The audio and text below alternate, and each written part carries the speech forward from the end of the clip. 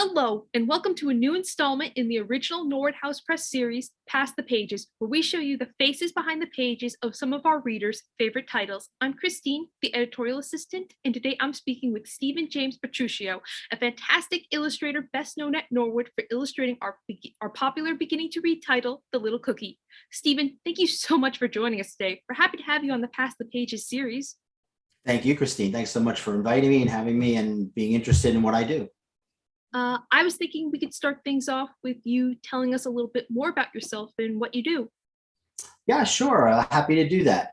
So I'm an illustrator, and an illustrator is an artist who tells stories through pictures. And I've been doing that ever since I can remember. When I do school visits, I show students a picture of me that my parents took. I was about 3 or 4 years old and I was drawing. And they tell me that I always said I wanted to be an artist when I grow up. And well, here I am, an artist when I grew up. And I actually wanted to be a comic book artist when I started out, and I had no art education all through elementary school and high school. We just didn't have that in our budgets at the time. But I constantly read books and comic books, and I copied pictures and drew pictures and learned how to, get better and better at art. And eventually got into the School of Visual Arts and didn't become a comic book artist, but discovered picture books, and then finally got into illustrating picture books or children's books, and just wound up loving it. And that's what I do. As a child, did you have a favorite book? I don't think I had one particular favorite book, but I do remember like a few of them. There was a collection of poems by, I think it was Louis Untermeyer was the editor of the volume. And I think I read my first Robert Frost poem, my favorite poet, in that book. And I used to thumb through it all the time. There were great illustrations in the book as well, like little line drawings, some of them with color, a lot of them in brown and white. And then there was a couple of books. One was called The King, the Mice, and the Cheese. And the other one was Dr. Dolittle. And I thought you might ask this question. And so I was actually reading Dr. Dolittle to my grandsons a while ago, and it's sitting here on the desk in my studio. So I actually still have the other two books as well. I just have to fish them out from my bookshelves. But yeah, those were the three books. Like those are like my go-to books. And the book of poetry, I used to look at that all the time.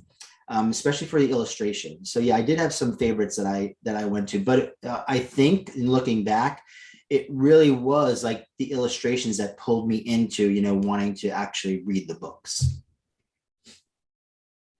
That's actually a great segue into my next question on art influencing people, both as children and today.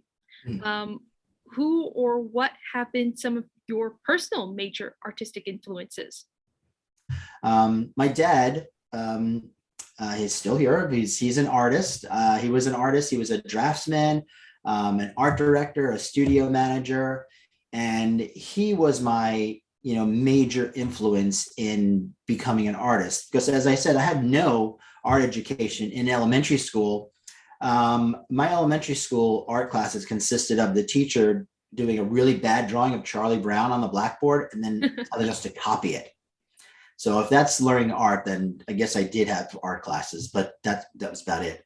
No, we had no art history, no anything. When I went to high school, I chose a high school I went to because of their art and music program.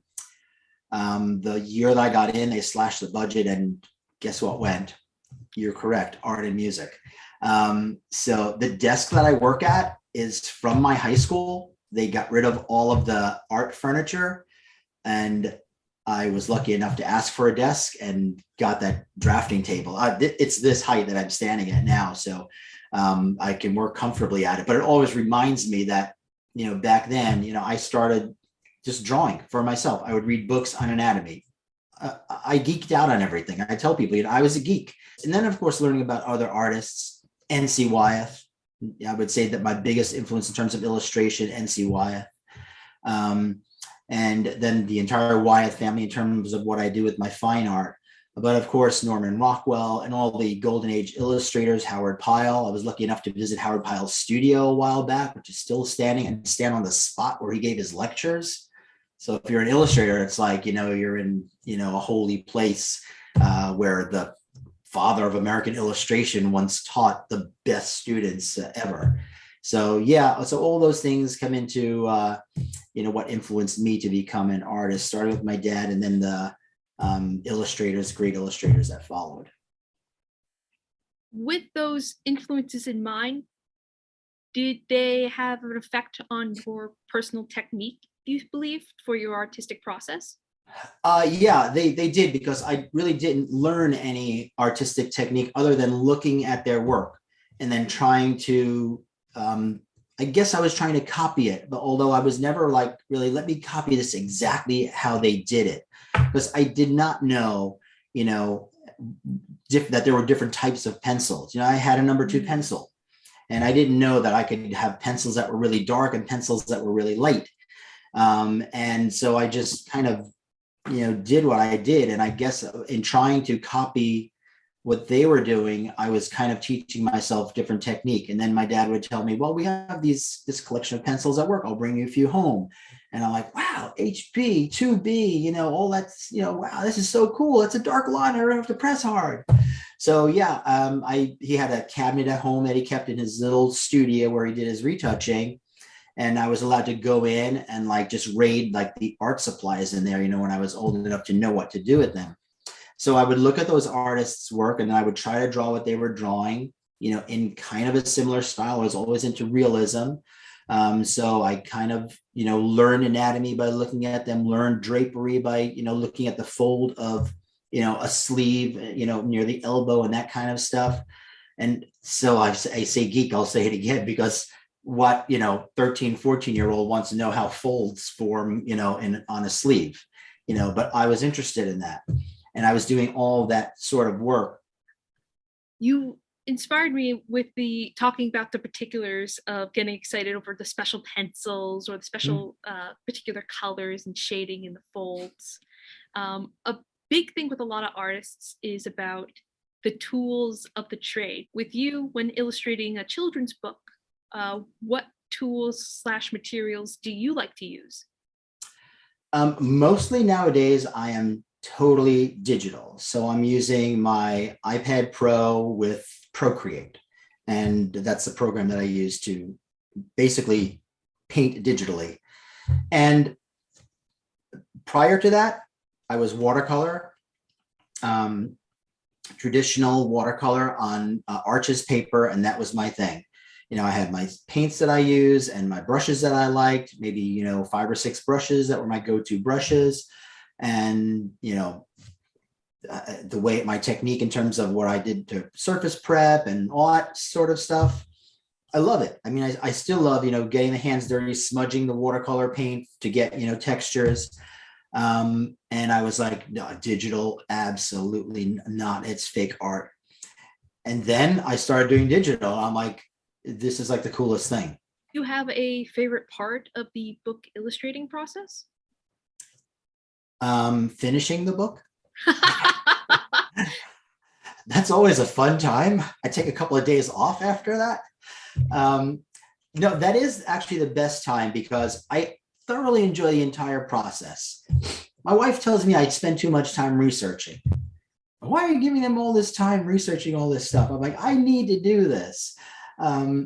But so things are accurate. Other artists, authors, and illustrators will know. You do a school visit and you have a book like on a, let's say, a nature topic, and you've got let's say, a chipmunk in the book. And then there's this one student who knows everything about chipmunks, and then he's like, well, the chipmunk wouldn't exactly have that stripe on its tail. And you're like, that he's right, if they've noticed something. But so I go out of my way to say, if that were the case, well, this particular species of chipmunk that's in the book does have a stripe like that, that kind of thing. So I can always, substantiate what I've done. I love going to schools. I've missed it over the past 2 years, although I've done a few, this past school year, got back into it a little bit, and a couple of virtual visits as well. but being there with them and, seeing their reaction to the pictures, and then we always draw a picture together and, seeing what they do, it's like, there's nothing like it. I have a student now. I also teach digital illustration at Marist College. One of my students who just graduated came to see me during a library presentation when he was like in grade school. And I got into Marist and he took my fundamentals of art class. And I'm like, here he is, he actually did become an artist. He told me he wanted to do that. And here he is. Keeping in mind the challenges of children's books, what are some of the challenges of illustrating for children's books that you might not encounter with other forms of art? I know you've mentioned doing murals in the past. Yeah, so illustrators, illustration is a job that an artist has. So artists can have lots of different jobs, from being graphic designers, making signage, working with text and fonts and all that kind of stuff. Graphic designer, you can do a lot of different things as an artist. Being involved in like other aspects of art, the fine art aspect, as you mentioned, the Orange Regional Medical Center, I think it's now called Garnet Health. They had come to me and asked me to do a beautiful landscape for the children's emergency room. And they had seen me do paintings of Olana, which is the home of Frederick Church, Hudson River Valley artist.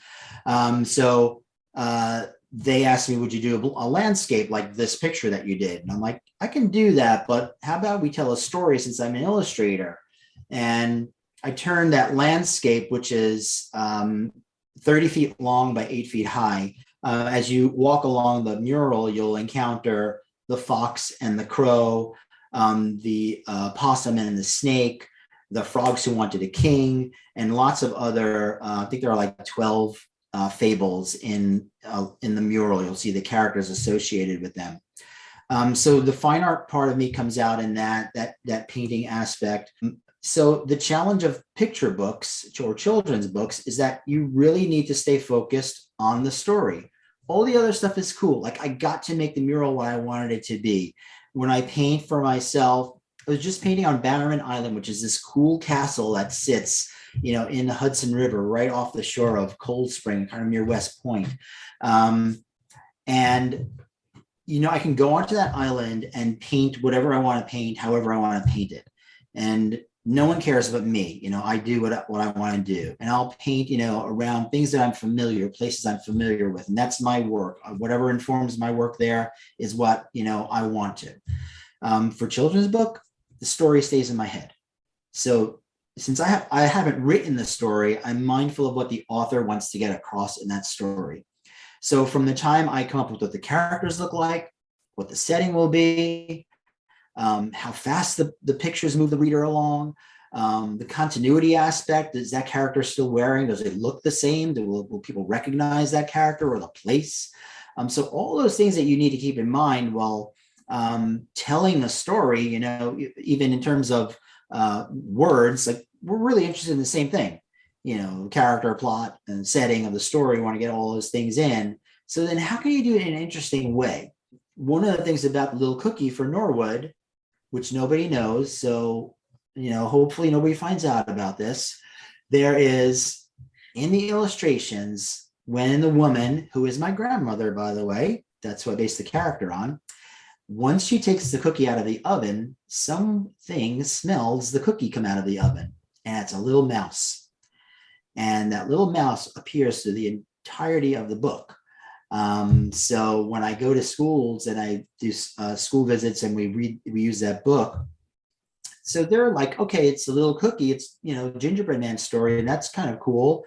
And I tell them, yeah, but you see who also noticed, and then they're involved in it, so that was a case where I was able to put something in, like a little backstory thing in. This mouse is following along, what's going to happen to the cookie, so the way that children are involved in what's going to happen, that mouse is involved, is constantly looking for things. So I think, making the story interesting visually, in terms of color, keeping the color, palette, consistent throughout the book. You just think of so many more technical things that need to happen in a picture book, and that's important. Yeah, illustrators are artists, but not every artist can illustrate. So not all artists have that narrative quality to their work. Speaking about the craft of illustration, makes me want to ask about the industry of illustrated children's books with you, particularly if you personally have noticed any recent industry trends with illustrated children's books. And if you have noticed any recent trends, do you think they're beneficial for the readers? I would say the biggest trend in the industry has been the move to diversity, and that is different voices from different cultures, putting themselves out there for, people in terms of the authors and illustrators, putting those stories out there, for people to, have available to them. I just think it's, it is an education, oftentimes you're learning to read, you are learning about the world through books, and if you can present, a wide view of our world, I just think it's so much better for people to, go in with eyes wide open at an early age. I'm not saying you have to be like, technically into all the minute details of, certain subject matter, but at least present it and know that it's out there. I've been lucky to work with art directors who would say, now make sure you're not making every person look like the one person. Let's put like a diversity of characters in here. And this is way back. I mean, when I was illustrating books for Scholastic in the Tonka book series, we have all types of people, driving the trucks and interacting in those books. And the art director was like, yeah, you did a good job of putting, making sure this was that and that was that. And it's not the same cookie cutter character and all these things. Very well said. Thank you, Steven. We're on to our last question. What advice do you have for people looking to become a children's book illustrator? Okay, so I mentioned I teach digital illustration. I've taught illustration at Marist College for years. The last thing that I want illustrators to know is, so we hone our technique during the 13 weeks of the course, and then on that 14th week, we're like, okay, so it's a job. And if you're going to be a freelance illustrator, it's also a business, so it's you're a sole proprietor in this business. So let's learn the business aspects of this too. Let's learn how to negotiate a contract. Let's know how to find work. Number one, client contact. Let's know how to put a website together. Let's know how to maintain social media. Let's know how to bill a person. Let's know how to pay our taxes. Let's, all that business side of the stuff. People don't want to be involved. They want to just make pictures. Can't blame them. That's all I want to do too. Unfortunately, the government wants you to do a little bit more than that. So, they do want their taxes for some reason. I haven't figured out why. But yeah, so you do need to focus on that business part too. So I think draw all the time. You want to be an illustrator and you want to be good at it. Don't settle for good enough. I see a lot of mediocre. I mean, it's all over the place. And it's good. It works, but then I see great. And I'm like, that's what I want my children, my grandchildren to be reading and looking at. So yes, you need to draw all the time. You have spare time. Don't binge watch your favorite show. Draw, if you want to be an illustrator, but your portfolio doesn't have illustrations in it, let's learn how to do some sequential art. Let's learn about, that continuity aspect and storytelling aspect of it. So you can do that. There's tons of tutorials on YouTube. You can learn a lot. You can contact people like me. I mean, I've helped people in the past, help them put a portfolio together. So I would say, yes, draw all the time. Get really good at what you do, know what you do really well, make sure your style looks consistent, then you're not all over the place in terms of that's cartoon, that's hyper real, that kind of stuff. Let art directors know what they're getting when they pay for it. And then in the end, know that this is a business. I need to pay my electric bill. I need to buy food. I need to do all that other stuff. So don't underprice yourself in terms of what you need to do to run your studio. So be good at the business part of it, and also be great at the, artistic, technical part of it. That's some very good, very well worded advice, Stephen. Thank you so much for that. And it has been a pleasure to speak with you. Thank you again for taking the time to talk with us today. Thank you, Christine. It's really been awesome. Thank you so much. I hope we got some information out there for anyone who wants to know about being an illustrator. So again, thank you for the opportunity. If you would like to learn more about Stephen's work with Norwood or to see more videos like this, please click on the links in the description below. And please also like this video or subscribe to our YouTube and other social media channels to see more content like this from Norwood. Thank you again for watching. Happy reading!